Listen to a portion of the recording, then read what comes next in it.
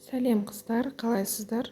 Бүгін сіздерге осындай бір жасағаннан өте керемет шығатын жұмсақ әрі дәмді ажурные блинчики жасап көрсететін боламын. Ол үшін каналыма жазылып, лайк басып, видеоны соңына дейін көріңіздер. Ең алдымен маған осындай жылы айран қажет болады.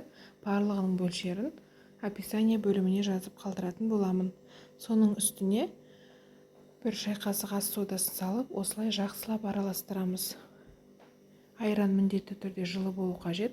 Сол кезде осылай көпіршік реакция беретін болады.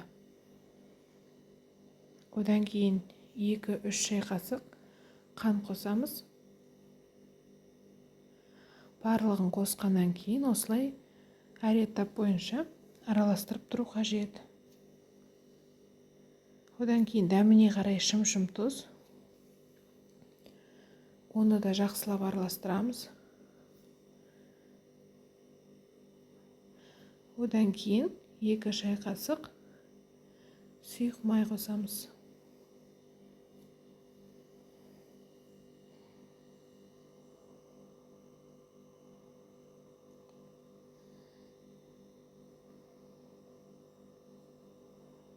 Барлығын жақсылап араластырып алдық. Енді 2 жұмыртқамызды саламыз.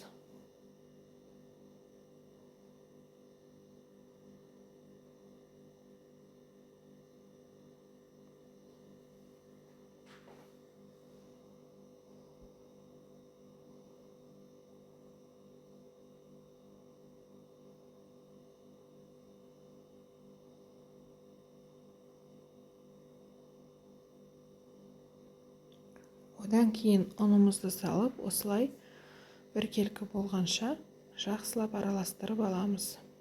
Ұнымыз толықтай біркелкі болу керек. Біркелкі болғанша жақсылап араластырып аламыз.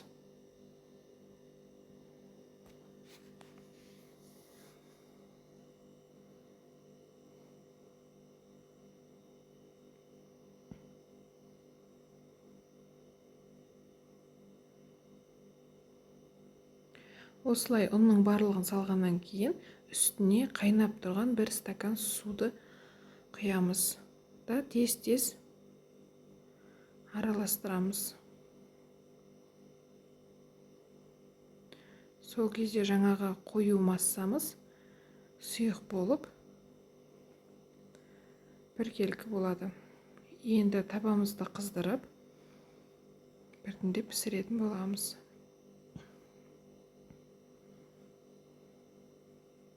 Осы рецепт маған өте қатты ұнады. Бір жасағаннан мінсіз болып шықты. Сіздер де жасап көріңіздер. Осылай барлығын орташа отта пісіріп алдым.